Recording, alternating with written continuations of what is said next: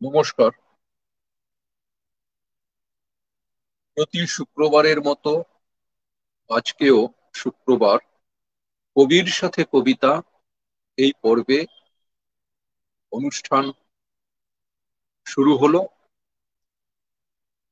আজকে কবির সাথে কবিতা 24তম পর্ব। ইতিমধ্যে আপনারা জেনে গেছেন যে এই জনপ্রিয় অনুষ্ঠানটি সারা বাংলা, বাংলার বাইরে, বৃহৎ বাংলা, শুধু তাই না, বিশ্বময় NRBnews24.com এর এই অনুষ্ঠান চারিদিকে সম্প্রচার হচ্ছে। বিগত 8টি বছর NRBnews24.com তাদের এই কর্মসূচি চালিয়ে যাচ্ছেন, সম্প্রচার করে যাচ্ছেন এবং আমরা তার সাথে সামিল রয়েছি। অনুষ্ঠানের সূচনায় সবাইকে আন্তরিকভাবে শুভেচ্ছা, অভিনন্দন জানাচ্ছি। বিশেষ করে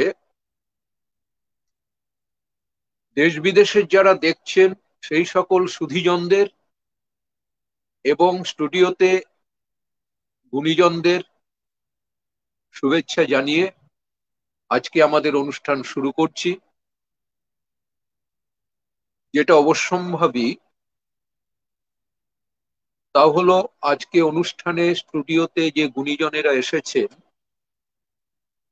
কবি সুযশ জ্যোতি রায়, তাকে শুভেচ্ছা।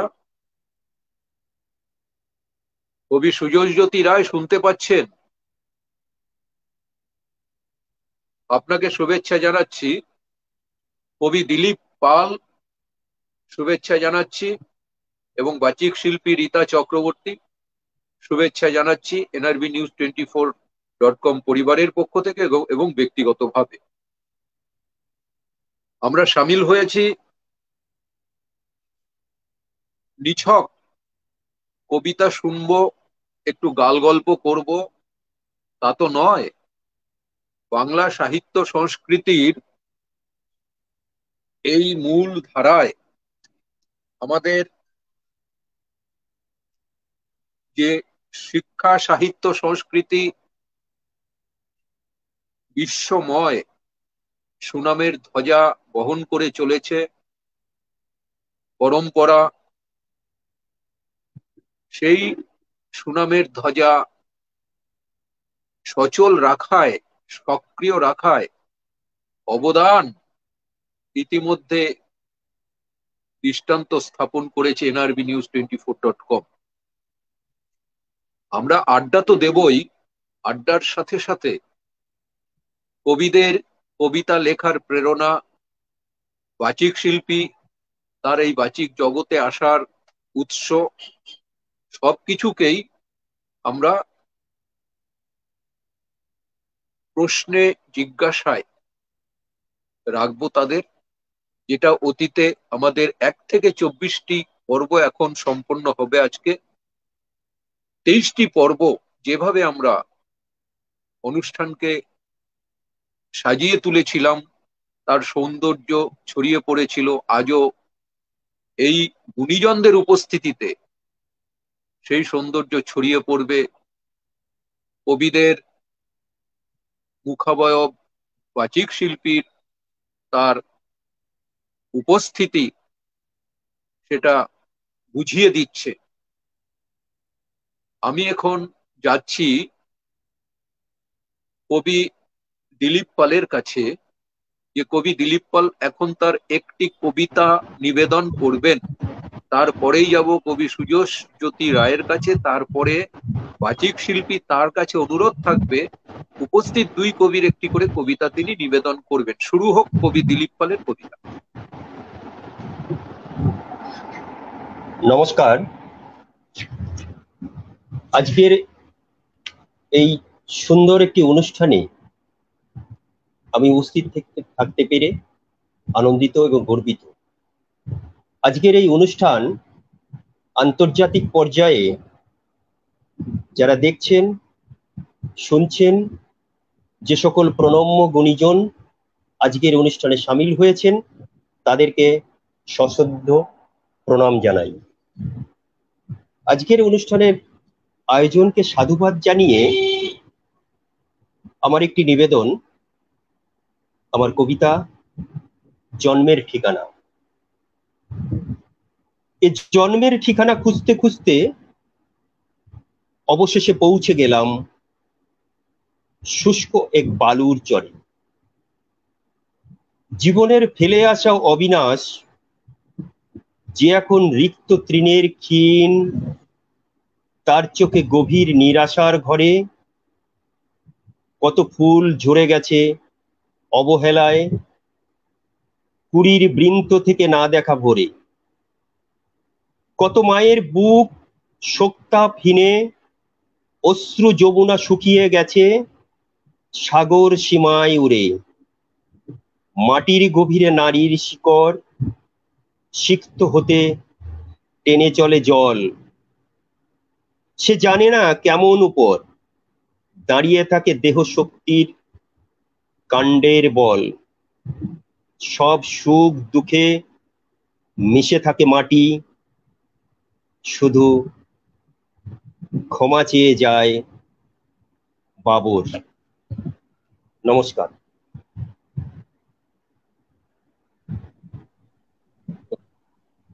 কঠিন তত্ত্ব নয়, সাবলীল এবং সহজ সরল একটি কবিতা আমরা কবি দিলীপ পালের কাছ থেকে শুনলাম।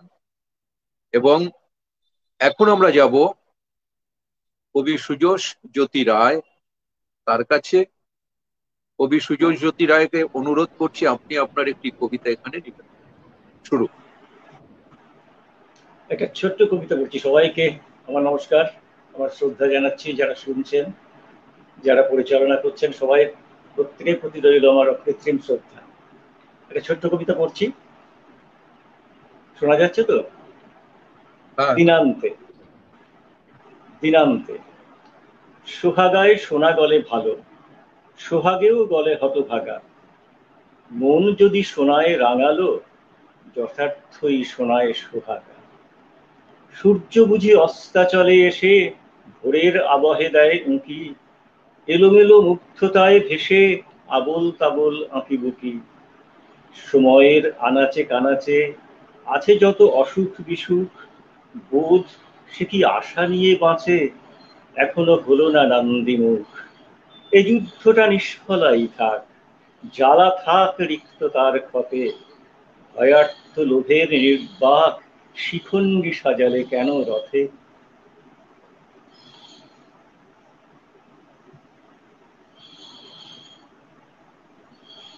ছন্দময় একটি ছোট্ট কবিতা শোনালেন, যেন হৃদয়ে ঢেউ খেলে গেল। এই ছন্দ, এই দোতনা। কবি দিলীপ পাল একটি গদ্য কবিতা শোনালেন, আর একটি ছন্দময় কবিতা শোনালেন কবি সুজোষ জ্যোতি রায়। আপনাদের দুজনকেই শুভেচ্ছা, অভিনন্দন। এবার অধীর তার কাছে তো অনুরোধ রইলই যে তিনি দুই কবির একটি করে কবিতা এখানে নিবেদন করবেন। শুরু। আনমিউট করে দিন।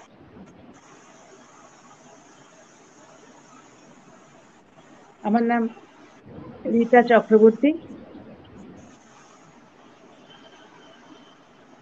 আমি এখানে উপস্থিত গুণীজন, গুণী শ্রদ্ধেয় কবিদের এবং সমস্ত শ্রোতা বন্ধুকে আন্তরিক প্রীতি এবং শুভেচ্ছা জানাচ্ছি।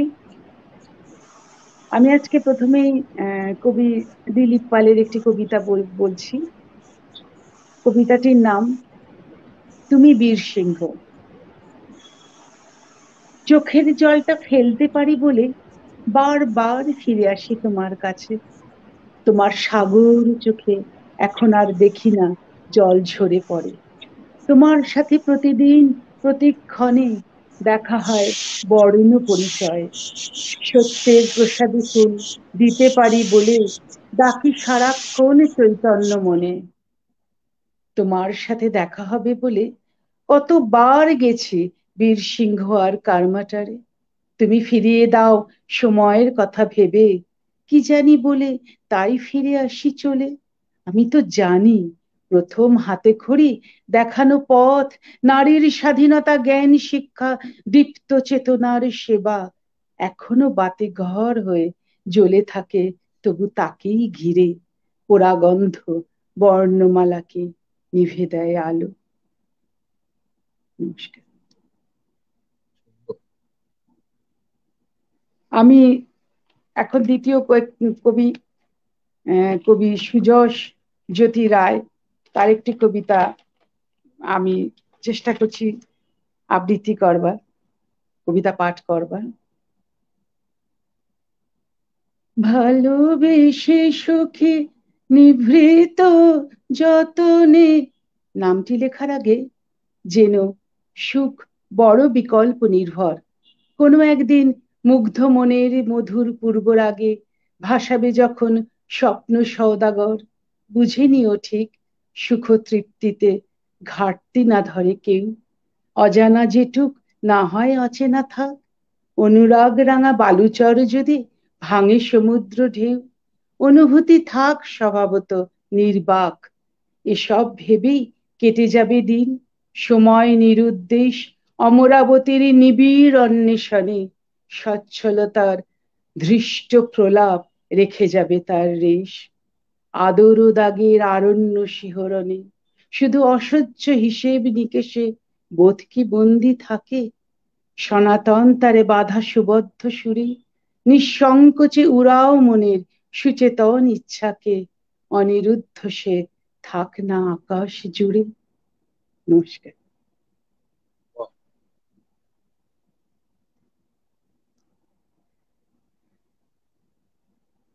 কবিতা সুন্দর নির্বাচন। প্রথমটি তো বিদ্যাসাগরকে সাগর মহাশয়কে নিবেদিত অবশ্যই, এবং দ্বিতীয়টি এক সমাজ সচেতনতার প্রেক্ষিতকে সামনে রেখে দুই কবি তাদের কবিতা রচনা করেছেন এবং সেই কবিতার প্রাণ উজ্জ্বল করলেন বাচিক শিল্পী রীতা চক্রবর্তী। আপনাদের তিনজনকেই অশেষ শুভেচ্ছা, অভিনন্দন। এবার আমরা একটু আড্ডাতে যাব, আবার কবিতায় ফিরবো, আবার আড্ডায় যাব। আমি বর্ষিয়ান কবি সুযশ জ্যোতি রয়, তার কাছে ছোট্ট প্রশ্ন রাখছি। আপনার কবিতার দর্শন, সমাজ চেতনা বা ইতিহাস মুখরতা, এই যে কবিতায় এই প্রকাশের মধ্য দিয়েই কবির চিন্তা চেতনাকে ছুঁয়ে যাওয়া যায়, ধরে ফেলা যায়।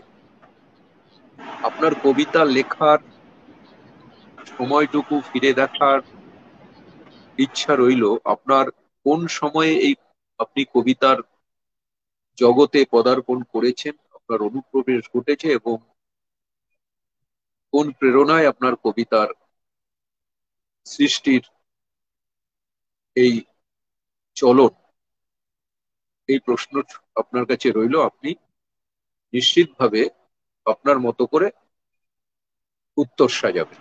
শুরু।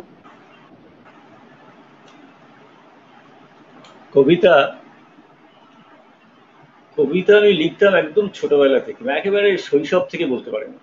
আমার প্রথম প্রকাশিত কবিতা আমার 10 বছর বয়সে আমার এক দাদা লুকিয়ে নিয়ে গিয়ে একটা দিয়েছিলেন। তারপরে আমি ছাপানো অবস্থায় ওটাকে দেখতে পেয়েছি, দেখে খুব সেদিন আনন্দ হয়েছিল। আর জীবনের প্রথম কবিতা যদি বলেন তাহলে এই আমের গন্ধে মাছি আসে জলে জলে ভাসতে ডুবে গেল মাছিগুলি উড়ে গেল, আমার জীবনের প্রথম লেখা কবিতা। উঠতে উঠতে গেল বাড়ি নৌকা দাঁড়ায় সারি সারি, এই হচ্ছে আমার জীবনের প্রথম কবিতা, মানে ফার্স্ট অ্যাটেম্পট। এটার বাবা একটা সুন্দর ব্যাখ্যা দিয়েছিলেন। যাই হোক, তারপরে লিখতাম, লেখার একটা অভ্যেস ছিল। বলতে যেটাকে বোঝা, মানে কবিতা আমার বোধের সঙ্গে কবিতার যখন একটা ঘটলো, আমার মাস্টারমশাই ছিলেন প্রয়াত কবি শঙ্কর ঘোষ। আমি ওনাকে কবিতা লিখতে দেখেছি। কবিতা লেখার আগে ওনার যে প্রসব যন্ত্রণা হতো, একদিন ক্লাসে এসে পড়াতে পারছেন না, কিছুতেই পড়াতে পারছেন না, মানে মন বসছে না। উনি বারবার দাঁড়াচ্ছেন, বসছেন, কোনোদিন এরকম করেন না। তারপর সেদিন পড়া হলোও না, উনি চলে গেলেন, ঘরে গিয়ে বসলেন। অনেকক্ষণ পরে আমরা গিয়ে জিজ্ঞেস করলাম, স্যার আপনার কি শরীর খারাপ? বলে না না, একটা কবিতা লিখেছি দেখো।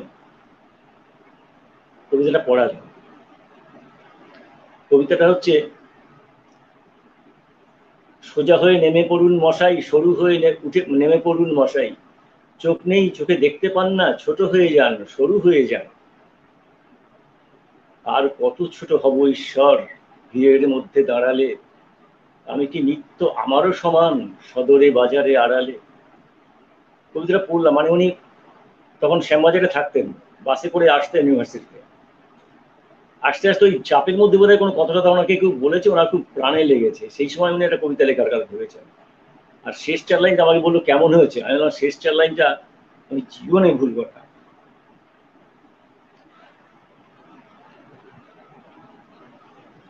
এত ভালো লাইন, সত্যি ভাবা যায় না।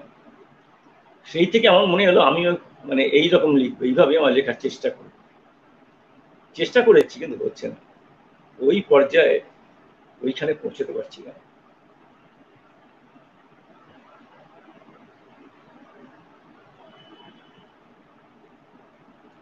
চেষ্টা করছি, আরো লিখছি, একটু ছন্দে লেখার আমি চেষ্টা করি। আমি গদ্য কবিতা লিখি না তা নয়, একটু কম লিখি আর কি, একটু ছন্দে মিলিয়ে, একটু ভালো ছন্দ দিয়ে মানে লেখার আমার একটা নেশা আছে। মানে আমি ওইটাকে তালটাকে রাখতে চাই কবিতার মধ্যে। চেষ্টা করছি, কতদূর হচ্ছে জানি না, কি হচ্ছে তাও তো জানি না, লিখে যাচ্ছে।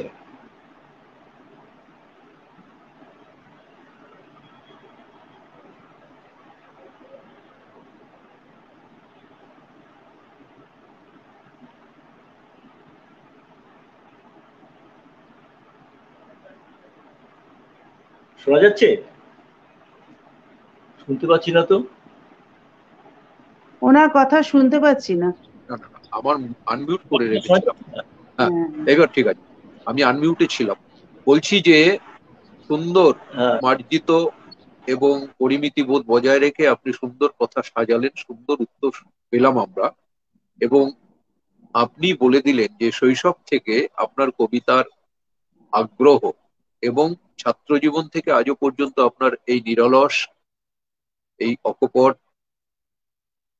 জবাবদিহি দিলেন যে আপনি আজও কবিতা চর্চা করে চলেছেন। অপূর্ব। এবার কবি দিলীপ পালের কাছে আহ, প্রশ্ন রাখবো। কবি দিলীপ পাল আনমিউট করে রাখবেন এবং তাকে একই রকম প্রশ্ন। কবি দিলীপ পাল তো সামাজিক কাজ করেন, সমাজ সংগঠনের কাজ করেন এবং তার প্রগতিশীল চিন্তা চেতনার যে ধারা তিনি সম্পাদনা করেন এবং লেখালেখি করেন, সংগঠনের কাজগুলো করেন, সাহিত্য সংস্কৃতির সংগঠনের কাজ, যেটা অত্যন্ত শ্রদ্ধা জাগায়। তার এই চিন্তা চেতনার মূল ভিত্তি এবং কতদিন ধরে তার এই কবিতা জগৎ বা সাহিত্য জগতে তিনি কবিতা এবং গল্প সমান দক্ষতায় লিখে চলেছেন। আমি পরবর্তীতে দুই কবির কাছেই আসবো, তাদের কাব্যগ্রন্থ কি প্রকাশ ঘটেছে ইত্যাদি ইত্যাদি, কিন্তু এখন এই ছোট ছোট উত্তরগুলোই চাই যে তার লেখার উৎস কোন সময় থেকে এবং কোন প্রেরণায় শুরু। নমস্কার শ্রদ্ধেয় সঞ্চালক মহাশয়কে।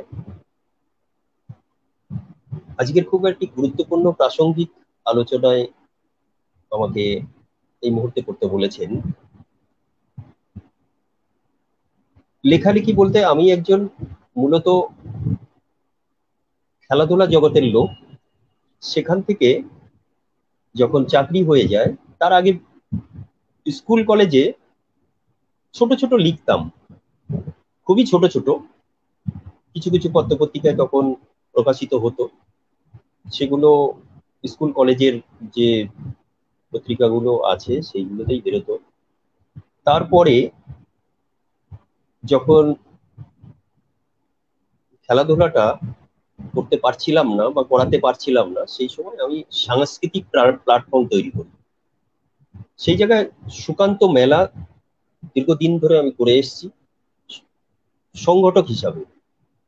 তো সেই জায়গাগুলো থেকে আমি দেখেছি বহু মানুষকে আমি সেই প্ল্যাটফর্মে নিয়ে আসতে পেরেছিলাম। তো মানুষকে আমি সেই প্ল্যাটফর্মে বা মঞ্চে যে যতটুকু চেষ্টা করেছি সম্মান দেবার জন্য, তারপরে দেখেছি যখন আমি সেগুলো সময় এবং কাল এবং সামাজিক প্রেক্ষাপটে যখন হয়ে উঠছিল না চাকরির সঙ্গে, তখন আমি লেখালেখিটা শুরু করলাম।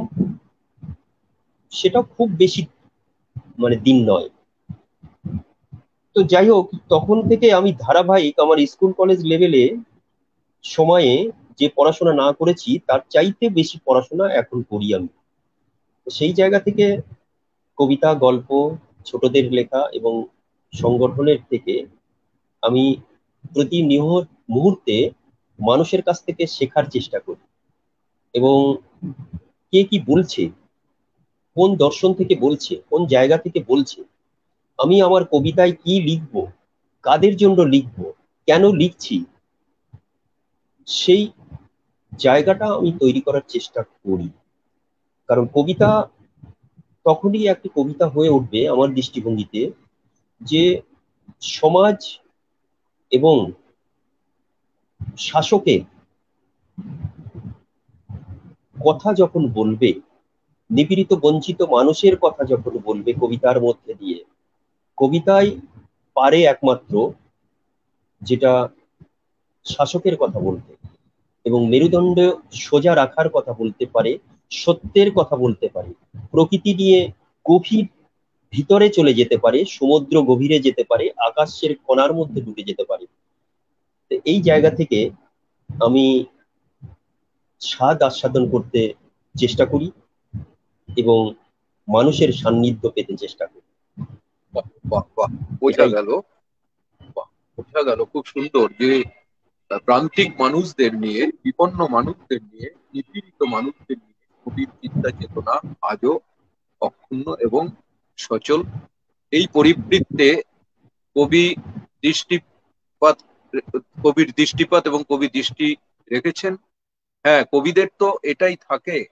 আজকে এখানে উপস্থিত দুজন কবি, তাদের সেই দৃষ্টিভঙ্গি, তাদের সেই জীবন বোধ, তাদের সেই সন্দর্শন কবিতায় তার প্রমাণ, উজ্জ্বল প্রমাণ। ধন্যবাদ কবি দিলীপ পালকে। এবার আমরা আসছি বাচিক শিল্পী রীতা চক্রবর্তীর কাছে। আমরা জানি এই মুহূর্তে আপনি অত্যন্ত জনপ্রিয় এবং অত্যন্ত সক্রিয়। বিভিন্ন মঞ্চে আপনার আত্মপ্রকাশ, বিশেষ করে সঞ্চালিকা বটে, অনেক জায়গায় আপনি সঞ্চালনার কাজ করেছেন, পরিচালনার কাজ করেছেন এবং দক্ষিণ কলকাতা জুড়ে যে সাহিত্য সংস্কৃতির পাটাতন রয়েছে বিভিন্ন মঞ্চে, সেখানে আপনার উজ্জ্বল উপস্থিতি প্রশংসনীয়। শুধু তাই নয়, এই প্যান্ডামিক সিচুয়েশনের মধ্য থেকেও যখন অনলাইনের বিভিন্ন অনুষ্ঠানগুলো হয়েছে তখন আপনার আমন্ত্রণ গ্রহণ করেছেন এবং সেই আমন্ত্রণে আপনিও উপস্থিত থেকেছেন এবং সেই প্রশংসার দাবিদার আপনিও। সুতরাং আপনার এই বাচিক শিল্প জগতে আপনার আত্মপ্রকাশ এবং তার পেছনের কিছু তো রয়ে গেছেই, তার অতীত ইতিহাস। আমি যদি বলছি এই কারণে যে কিছু উল্লেখযোগ্য ঘটনা তো থেকে যায়, সে তো অনেক দীর্ঘায়িত হয়ে যায়। আমাদের এখন সময় সংক্ষিপ্ত, আমরা পরে আবার কবিতার দিকে যাব। তাই যতটা সম্ভব আপনি আপনার কিছু অনালোচিত কথা আপনি আমাদের একটু জানাবেন। শুরু। আসলে আমি প্রথমে বাচিক শিল্পী ঠিক ছিলাম না। আমি এমনি ভীষণই ভালোবাসতাম কবিতাকে। কবিতার মধ্যে থাকতে আবৃত্তি শুনতে ভীষণ ভালোবাসতাম। ছোটবেলা থেকে আমি দেবদুলাল বন্দ্যোপাধ্যায়, কাজী সব্যসাচী, এদের সব কবিতা শুনে আমি সুচিত্রাদির যেহেতু ডাইরেক্ট ছাত্রী ছিলাম, সেই জন্য তার কবিতা, তার আবৃত্তিও আমি শুনেছি অনেক। আমাদের কান ধরে বসে শোনাতেন, শেখাতেন। তো সেরকম ভাবে শেখাটা, তারপরে পড়াশোনার মধ্যে ঢুকে গেলাম। আর স্কুল কলেজ আমি মেইনলি গান বাজনা দিকে করতাম বলে গান বাজনাই করতাম। শেষের দিকে নাটক করতাম। বাচিক শিল্পী হিসেবে ঠিক আমি ছিলাম, এবং সঞ্চালনা করতে আমার ভীষণই ভালো লাগতো।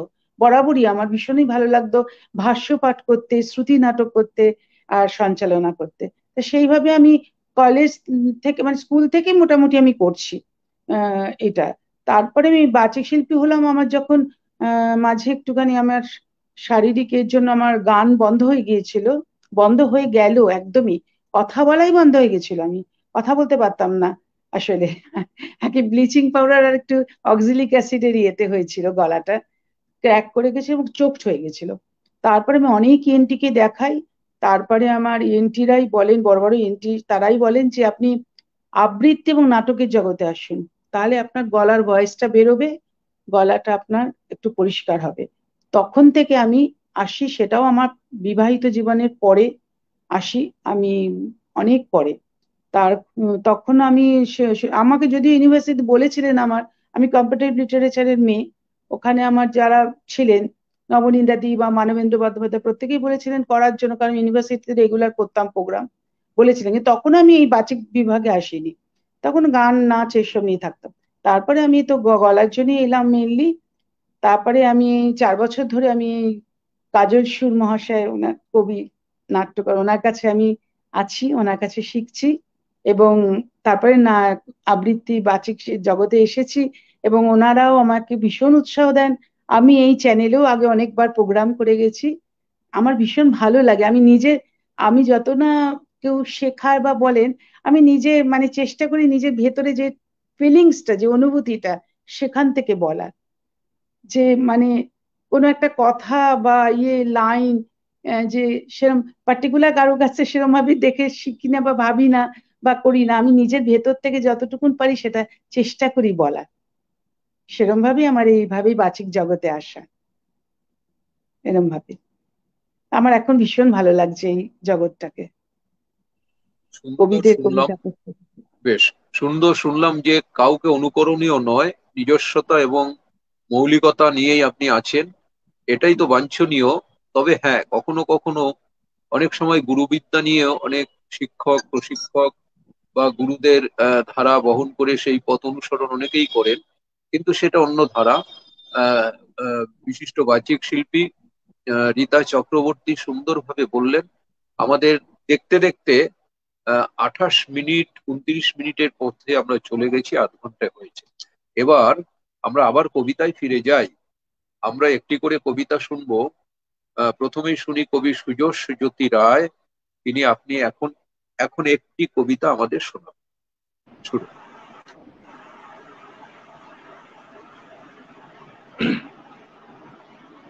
আচ্ছা, পড়ছি। পরজীবী। আমরা পরজীবী গাছ দেখেছি, পরজীবী প্রাণী দেখেছি। আমার মনে হয়েছে মানে এখন এই বয়সে এসে মনে হচ্ছে যে মানুষ বোধহয় সবচেয়ে বড় পরজীবী। মানুষের মতো পরজীবী বোধহয় আর নেই। কেননা আমরা একে অন্যকে ছাড়া বোধহয় এক মুহূর্ত থাকতে পারি না। তো এইটা নিয়েই একটা লেখা লিখেছিলাম। এভাবেই বুঝি দূরত্ব বাসা বাঁধে, এভাবেই বুঝি নীরবতা একা কাঁদে, এভাবেই কার আদরের মাথা ঘর পর হয়ে যায় অবাক আর্তনাদে, এভাবেই কাটে ঘুম না আসার রাত, অধিকার নিয়ে আবেগের অভিঘাত, সাগর বেলায় ওঠে সমুদ্র ঝড়, খুঁজে বালুচর দুটি বুভুক্ষু হাত, তারপর ঢেকে হাজারো স্মৃতির ক্ষত, ভালোবাসা বুঝি আবার চন্দ্রাহত, ফের ফিরে পাওয়া ময়নামতির চর, মানুষ যে বড় পরজীবী স্বভাবত।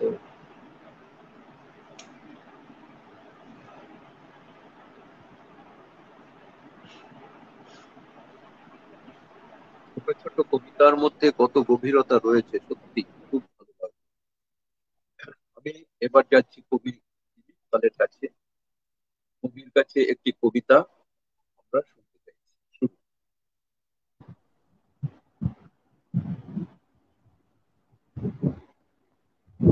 নমস্কার। কবিতা শুনতে শুনতে অভিভূত হয়ে যাচ্ছিলাম। সুন্দর কবিতা শোনার জন্য, বলার জন্য, এবং আজকের অনুষ্ঠানে থাকতে পেরে অভিনন্দন। এরকম আমার এখনকার কবিতা জানালা। জানালাটা অনেকদিন খোলা হয়নি। এটা ঠাকুরদার ঘর, তিনি ঈশ্বর হয়েছেন। আগে এখানেই দাঁড়িয়ে গল্প বলতেন। নোঙর ফেলে জাহাজ থেকে পাটাতন স্পষ্ট দেখছি মালবাহকের ছবি। ওদের ঘাম গড়িয়ে পড়তো সমুদ্রে, নোনা জল হয়ে। এসব কতকালের কথা। তখন বাবা ব্রান্দা বন্দরে কাজ করতেন। আজ আবার দেখছি মেয়েলি মেঘ যুবতী বর্ষা হয়ে ধুয়ে দিতে পারে। পুরুষ্ট নোনা ঘাম, বিষণ্ণ মেঘ পশ্চিম দিক থেকে ভেসে আসছে। বাতাসের শোষ শব্দে বাঁশি বাজে, বইতে পারে বসন্ত স্রোত মধ্যরাতে। নাবিক কম্পাস দেখে শেকল ভাঙার গান ধরে। বন্দর চাওয়ালি এগিয়ে যায় চা নিয়ে, ভূমির কম্পনে নেচে ওঠে তার ঠোঁট। মাল খালাসের শ্রমিক শীষ দেয়, আটপৌরে যুবতী এখন ভিজছে। তেষ্টার ছন্দ, বিলাপের মিশ্র সমীকরণ, সব থিসিসের পাতা জুড়ে। দেখতে ভালো লাগে ভালোবাসার ইলশে গুড়ি, শ্রমিকের স্বরে মিশে থাকে যুবতীর কান্না।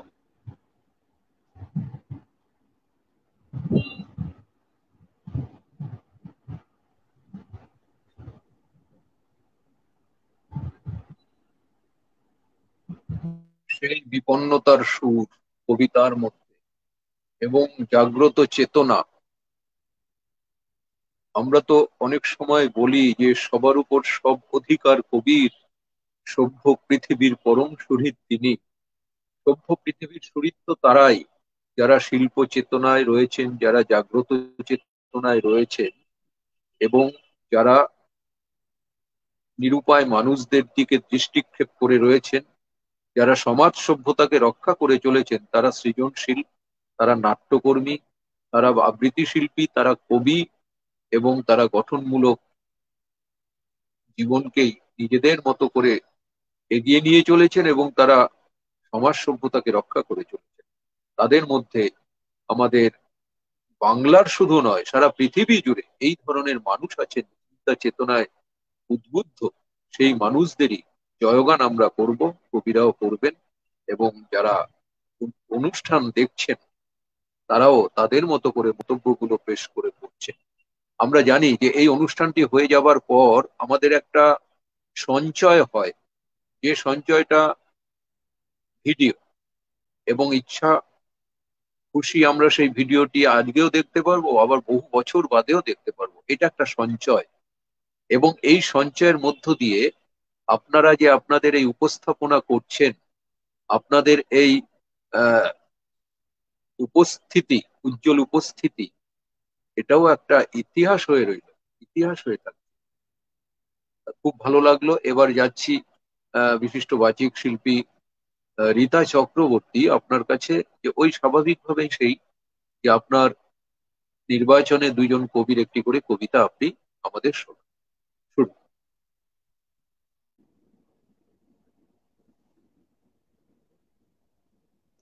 আমি প্রথমে কবি সুযশোজ্যোতি রায়ের একটি কবিতা পড়ছি। নিশি যাপন। সারা রাত ঘুম নেই, চুপচাপ টুপটাপ, বারান্দা সিঁড়ি জুড়ে কার সে পায়ের ছাপ। সিন্দুকে রাখা ছিল কবে কার কত সুখ, স্যাঁতস্যাঁতে আরশিতে ভেসে ওঠে কার মুখ। আলগোছে ঢেউ এসে মুছে দিলে কিছু নেই, সাদামাটা ক্যানভাসে কোনো উঁচু নিচু নেই। তুলতুলে মিষ্টি যে ঠোঁট দুটো টক ঝাল, ইচ্ছেরা ছুঁয়েছিল শিরিষের মগ ডাল। ভরসাও মনে ছিল, রং ছিল তুলিটায়, সময় আটকে ছিল তেল চিটে খুলিটায়। কোনোখানে এসে মত পাল্টালো ভুলটা, অকুল পাথারে পড়ে পাকা হলো চুলটা, এলোমেলো সাদা চুলে বিলি কাটে কার হাত? সারা রাত ভাত ঘুমে আদরের ধারাপাত, তারপরে বুকে যে বেজে ওঠে ছায়ানট, সাত তাড়াতাড়ি করে পাত্তারি চটপট। মনে হয় পিছু ফিরে চলে গেছি কত দূর, যত দূর দেখা যায় অকুল সমুদ্র।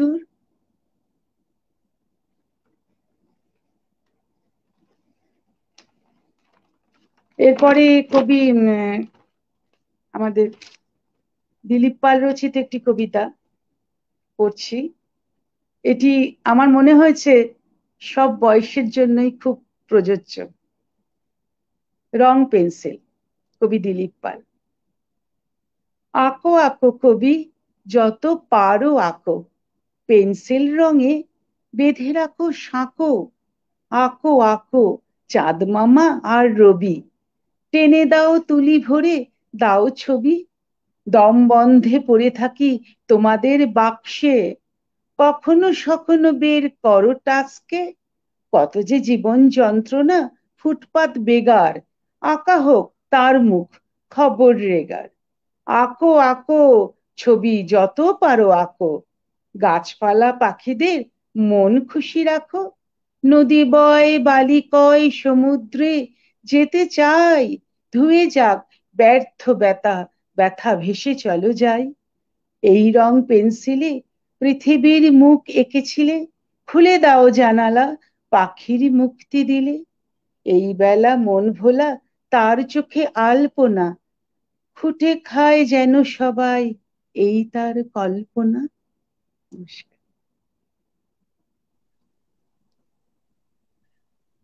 চমৎকার, চমৎকার লেখা, চমৎকার পড়া। অদ্ভুত, এই যে ভীষণ ভালো লেগেছে। এই লেখাপড়ার মধ্য দিয়েই কিন্তু আমাদের জীবনের গতি অগ্রগতির সূচনা। শৈশব থেকে বাবা মার অনুশাসনে যখন স্বরবর্ণ ব্যঞ্জন বর্ণের স্বরলিপিগুলো লেখা হচ্ছে, অক্ষরগুলো অ আ ক খ, তখনই লেখার সূত্রপাত। আর এই লেখার সাথে সাথে উচ্চারণ করে তুমি পড়ো, এই পড়ার সূত্রপাত।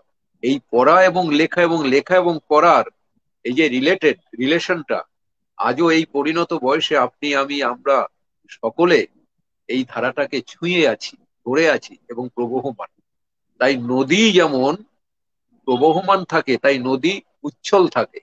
আর নদীর প্রবহমানতা যদি বন্ধ হয়ে যায় তাহলে মজে যায়, অর্থাৎ নদী তখন সচল থাকে না। তাই আমাদের জীবনটা তো নদীর মতো, আমাদের সাহিত্য সংস্কৃতির এই ধারাটা নদীর মতো।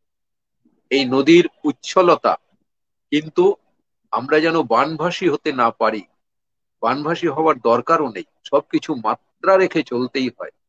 মাত্রা ছাড়া যা কিছুই হবে তখন মনে হবে তার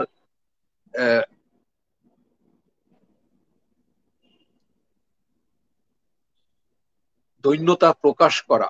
যখনই মাত্রা রেখা কোনো কিছু হবে তখন মনে হবে যে সে স্বেচ্ছাচারী, যখনই মাত্রা ছাড়া যখন হবে তখন মনে হবে সে অভিভাবকহীন। তাই আমরা যেন কখনো বানভাসী হতে না চাই, না হয়। আমাদের সাহিত্য সংস্কৃতি রুচি বিশ্বাস আদর্শ যা কিছু বোধ হাস্য সবকিছু যেন আমাদের মাত্রা রেখে চলতে হয়, চলা যায়। এটা আমার আত্ম বিশ্লেষণ। আমি কাউকে নির্দেশ করছি না বা আমি কাউকে উপদেশ দিচ্ছি না, এটা আত্মবিশ্লেষণ, নির্ণীত ভাবনার মানসিক উপলব্ধি আমার, যে আমরা যেন ঔদ্ধত্য প্রকাশ না করি, আমরা যেন স্বেচ্ছাচারী হয়ে না পড়ি, আমরা যেন আমাদের কথা আমাদের বিশ্বাস আমাদের আচরণ সেটাকে যেন মাত্রার মধ্যে বেঁধে রাখতে পারি। তাহলেই হবে আমার শিক্ষার মূল্যায়ন, তাহলেই হবে আমার সংস্কৃতির মূল্যবোধ, সবকিছুরই স্বীকৃতি। খুব ভালো লাগলো, খুব ভালো লাগলো। এবার আবার একটু কথোপকথনে আসি, যে এতাবৎকাল কবি সুযশ জ্যোতি রায় নিশ্চিতভাবে তার লিটল ম্যাগাজিনে বহু কবিতা গদ্য পদ্য প্রকাশ হয়েছে, তার ব্যক্তিগত যদি কাব্যগ্রন্থ প্রকাশ হয়ে থাকে, সেই কাব্যগ্রন্থের কয়েকটি নাম এবং তার সাহিত্য সংস্কৃতির সফরের কোনো উল্লেখযোগ্য ঘটনা যদি থাকে, আমরা তার কাছে শোনার অনুরোধ রাখছি। শুরু।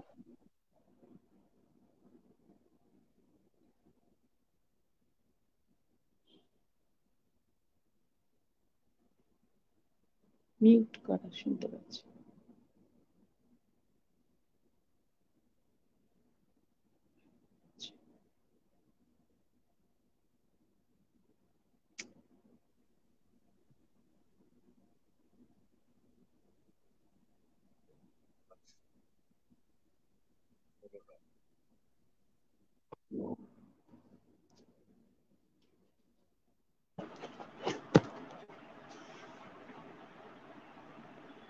কি হলো যুবরাজ? মিউটটা খুলতে গিয়ে উনি ক্যামেরাতে চলে গেছেন। ক্যামেরা, না না, মিউটই তো আছে। ক্যামেরা আছে? হ্যাঁ এই তো ঠিক আছে, শোনা যাচ্ছে তো? অনেক ম্যাগাজিনেই ছোটবেলা থেকে আমার কবিতা প্রকাশ হয়েছে। বললাম তো 10 বছর বয়সে প্রথম কবিতা আমার প্রকাশ হয়েছিল।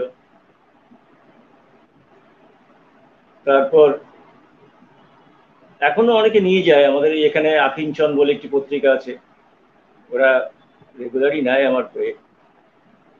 আর আমার একটি বই আছে, বই প্রকাশ হয়েছিল, বইয়ের নাম এবং আছি কিন্তু নেই। সেটা ওই একটাই, আর তারপরে আর পড়িনি, করাও হয়নি, পড়িও নি। চলছে আর কি এইভাবেই।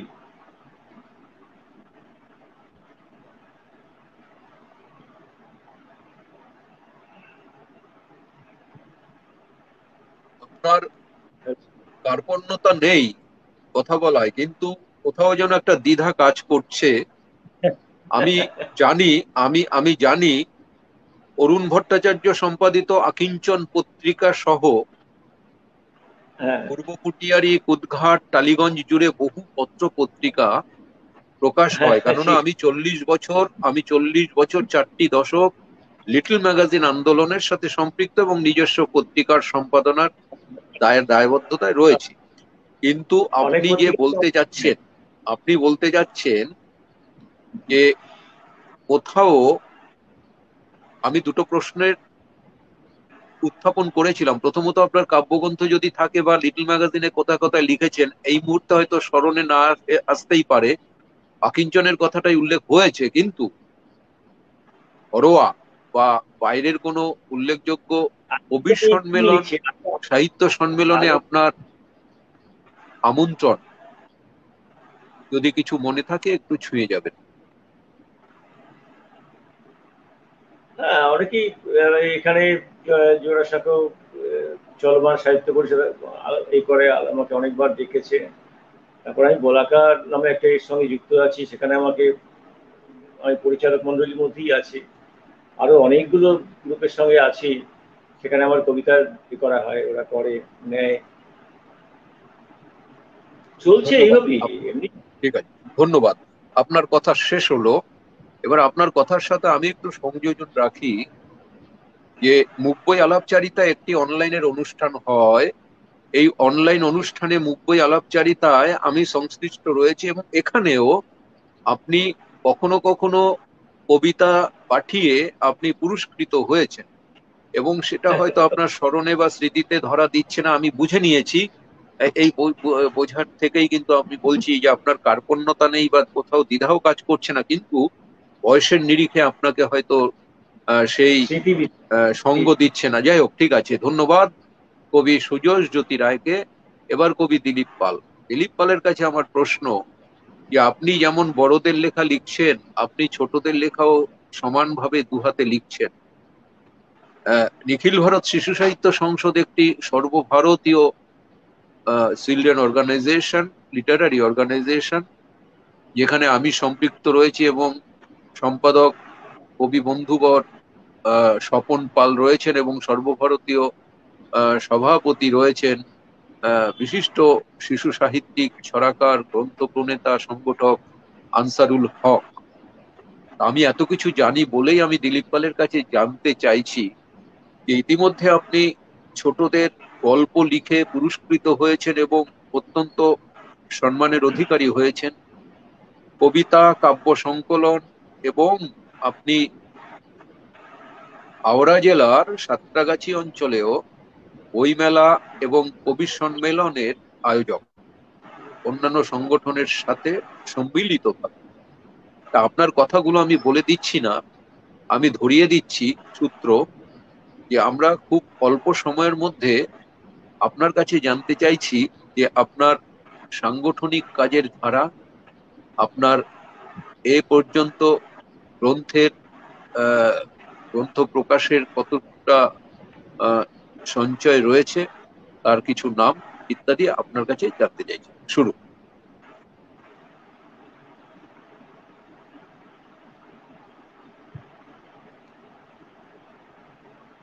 না, আনমিউট করতে হবে। বেশ।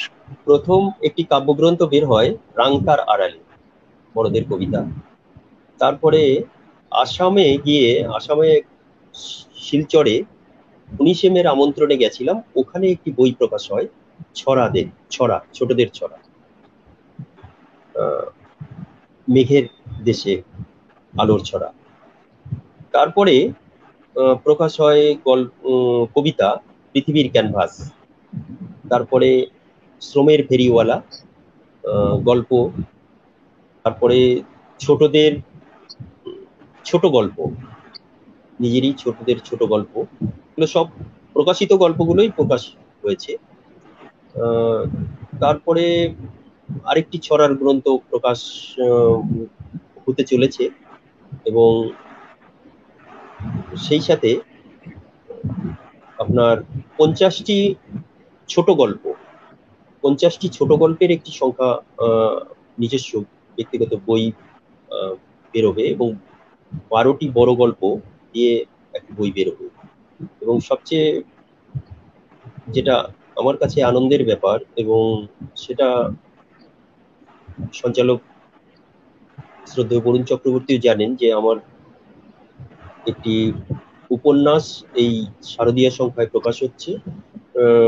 শারদীয়া সংখ্যায় সেটা মণিমালার দেশ থেকে প্রকাশ হবে, আর বই আকারে বের হবে সেটা বইমেলাতে, অজয় নদীর পাড়ে। তো লেখালেখি এই বিভিন্ন পত্রপত্রিকা, পশ্চিমবাংলার বাজারি পত্রিকা বলতে প্রসাদ এবং কবি সম্মেলন, এই ধরনের পত্রপত্রিকা বেরিয়েছে। আর মোটামুটি সচরাচর এই মুহূর্তে জনপ্রিয় যে সকল পত্রিকাগুলো বাজারি ছাড়া, বেশিরভাগই পত্রপত্রিকাগুলোতে লেখা বের হয়। আর যেটা সাংগঠনিক দিক থেকে, সংগঠন যেটা বললেন, আলোর ফুলকি নদিয়া জেলার সম্পাদক এবং নিখিল ভারত সাহিত্য সংসদের সঙ্গে ওতপ্রোতভাবে যুক্ত আছি। এছাড়াও সর্বভারতীয় বাংলা ভাষা মঞ্চ, যেটা সম্পাদক নীতিশ বিশ্বাস, সেখানেও কাজের সঙ্গে যুক্ত আছি। এটা শ্রদ্ধেয় বরুণ চক্রবর্তী মহাশয়ও আছেন।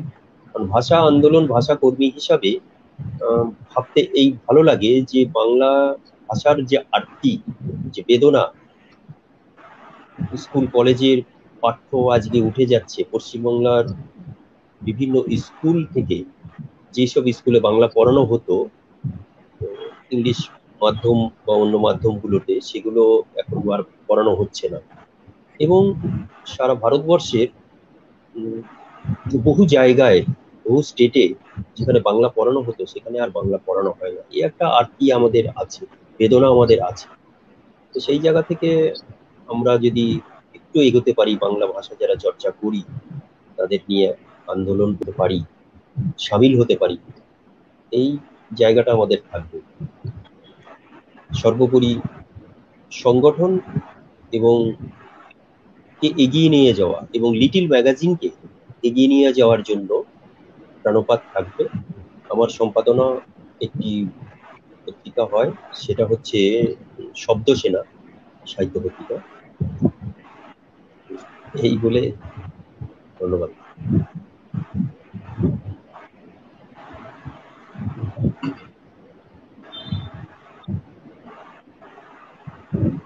ধন্যবাদ।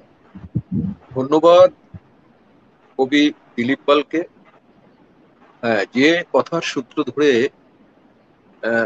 আলোচনা তুললেন, সত্যি যন্ত্রণা হয় যখন বাংলাতেই বাংলা ভাষা ব্রাত্য হয়ে যায়। দেখুন না, ইংরেজি মাধ্যম স্কুলগুলোতে আমাদের সন্তানেরা যখন ইংরেজি ভাষা নিয়ে পড়বে, তখন তার সেকেন্ড ল্যাঙ্গুয়েজ রয়েছে হিন্দি এবং বাংলা।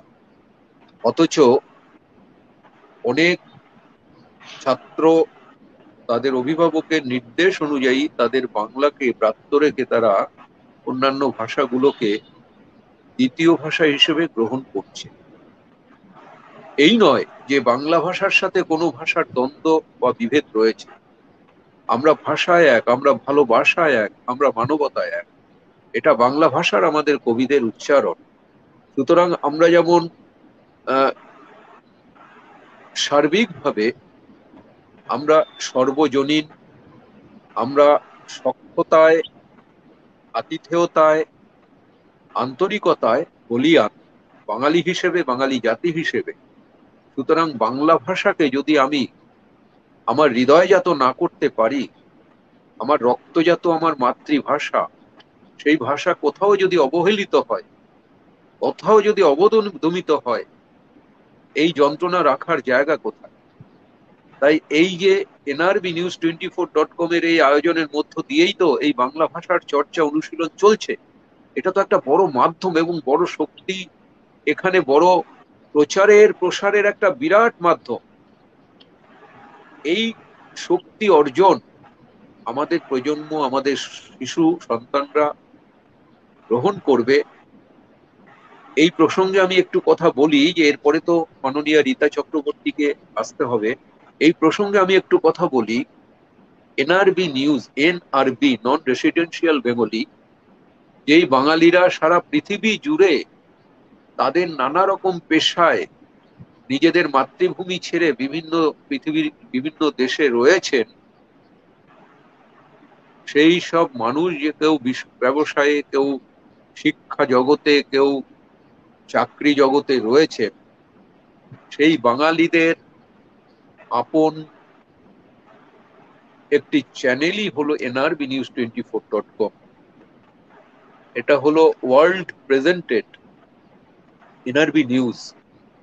এনআরবি নিউজ যে বাংলা ভাষা চর্চার, বাংলা ভাষার এই যে প্রচার প্রসারে সামিল হয়েছে, তার সাথে আপনি আমি এবং এই চ্যানেলে যারা যারা বিভিন্ন রকম অনুষ্ঠান করতে আসছে, সকলেই কিন্তু গর্ব করবেন, বুকে হাত দিয়ে বলবেন যে বাংলা ভাষাকে বাঁচিয়ে রাখার দায়বদ্ধতায় আমিও নিয়োজিত, আমিও সামিল।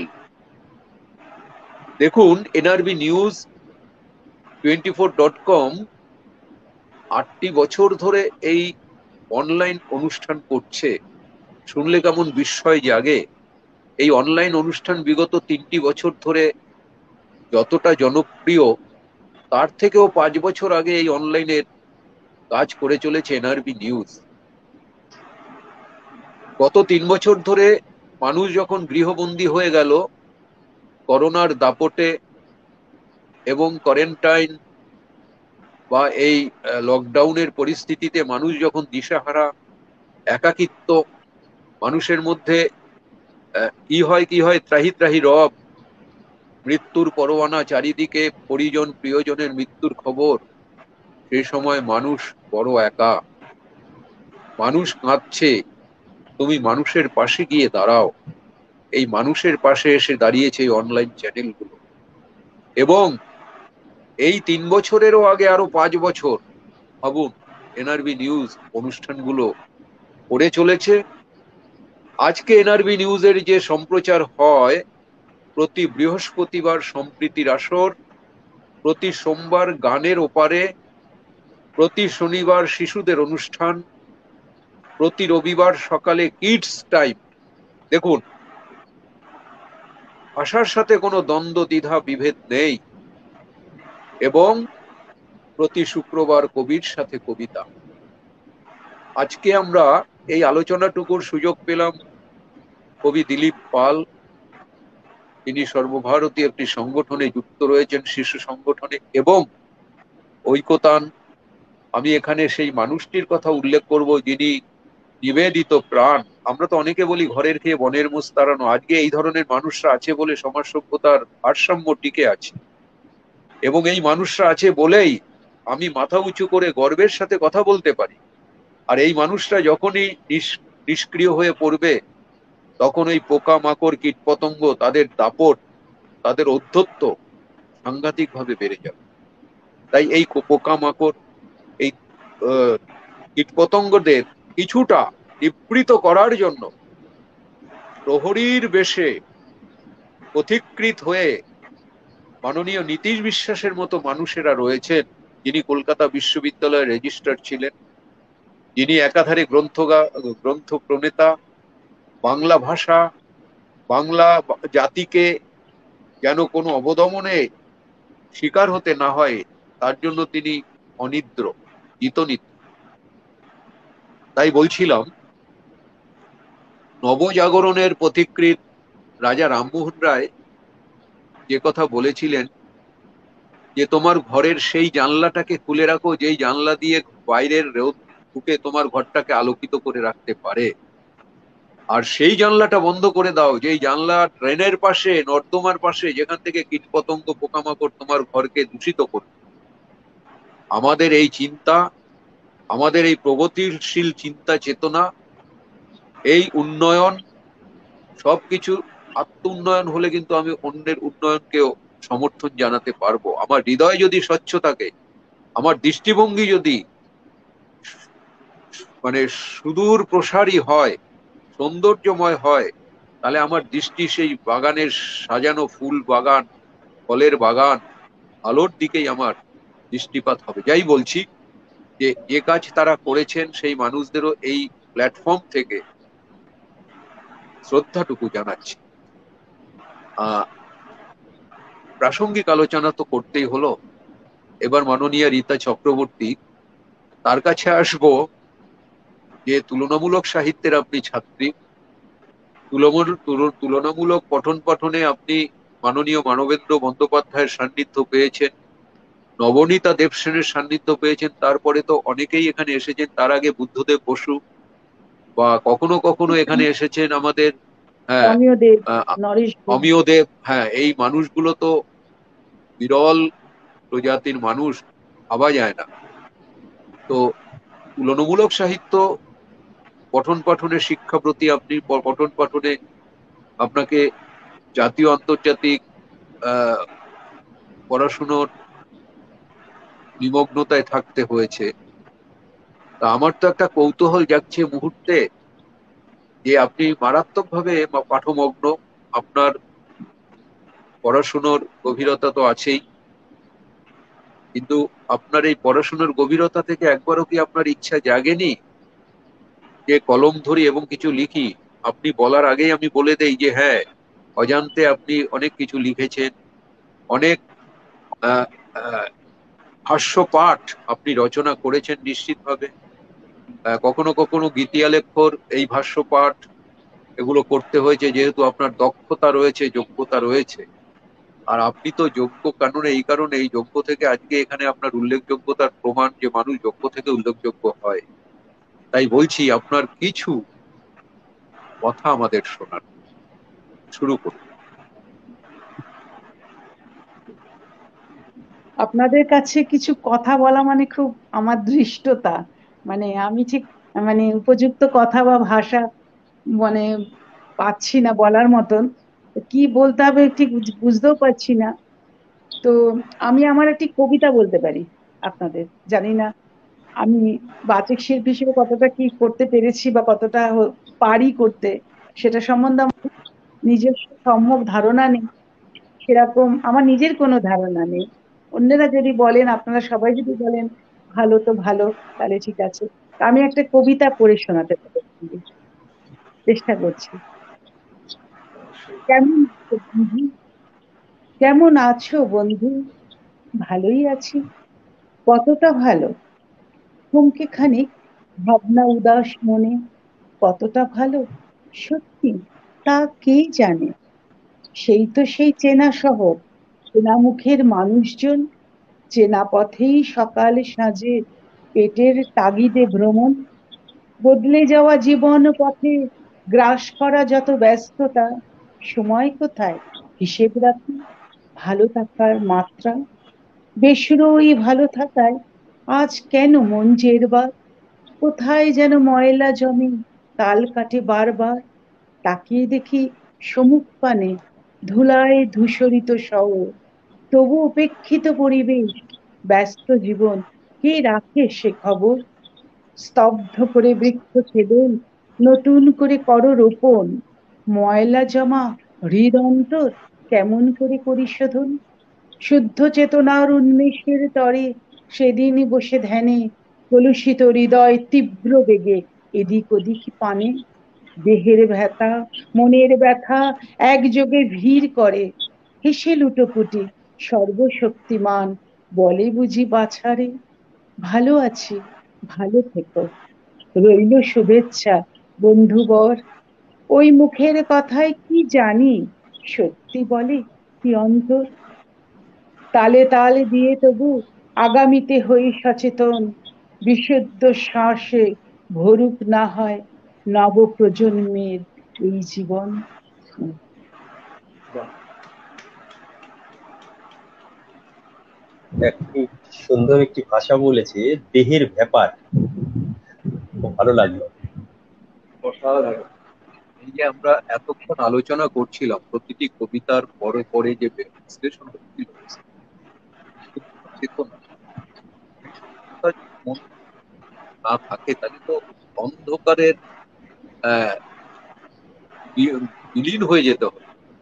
কত সুন্দর যে বোধের ব্যথা মনের ব্যথা যদি মনে ভিড় করে, এই যে যদি স্তব্ধ হয়ে যায় যে কিছুই, তার আমার চিন্তাকে স্তব্ধ হয়ে যদি যায়, আমার গতি অগ্রগতি যদি স্তব্ধ হয়ে যায়, কবির এই যে আরতি, কত গভীরে আপনার দৃষ্টিপাত। একটি কবিতাতেই বোঝা গেল যে আপনার চর্চা রয়েছে এবং এই চর্চা সচল থাকবে। আমরা আবার এখানে আসব, আবার আমাদের দেখা হবে। দেখতে দেখতে আমাদের 1 ঘন্টা হয়ে গেল। আজকে যারা উপস্থিত ছিলেন, কবি সুজয় জ্যোতি রায়, তাকে এনআরবি নিউজ 24.com এর পক্ষ থেকে শুভেচ্ছা জানাচ্ছি। বিশিষ্ট বাচিক শিল্পী রীতা চক্রবর্তী, তাকেও শুভেচ্ছা জানাচ্ছি, এবং বিশিষ্ট কবি দিলীপ পাল, তাকেও শুভেচ্ছা জানিয়ে আজকের মতো আমরা শেষ করছি। আগামী অনেক শুক্রবার অনেক এই একই দিনে আমরা আবার নতুন ভাবে 25তম পর্ব, অর্থাৎ সিকি শতক সিকি শতক পর্বে আমরা উপনীত হব। অবশ্য সেই সময় আমি অবস্থান করব ঢাকাতে, বাংলাদেশ ঢাকায়, এবং ওখানে বসেই আমি 25তম পর্ব, কি সুন্দর একটি কোরিলেটেড ব্যাপার, ওখানে বসেই করব। এবং আজকে এই অনুষ্ঠানের বিষয়টি কন্ট্রোল হলো ঢাকাতে বসে, বাহ, বাহ, বাহ। এবং আমরা কলকাতায় বসে স্টুডিওয় নিজেদের কথোপকথনগুলো করলাম। অভিনন্দন সম্পাদক বাংলাদেশের ওমর আলী সাংবাদিক, এবং অভিনন্দন কলকাতার সমন্বয়ক বিশিষ্ট শিক্ষাপ্রতীক শাহানারা খাতুন, অভিনন্দন আমাদের কবি, আমাদের বাচিক শিল্পী, আর অভিনন্দন ওপার থেকে যারা পৃথিবীর বিভিন্ন প্রান্ত থেকে আজকের অনুষ্ঠান পর্যবেক্ষণ করলেন এবং আগামীতে এই ভিডিও পর্যবেক্ষণ করবেন।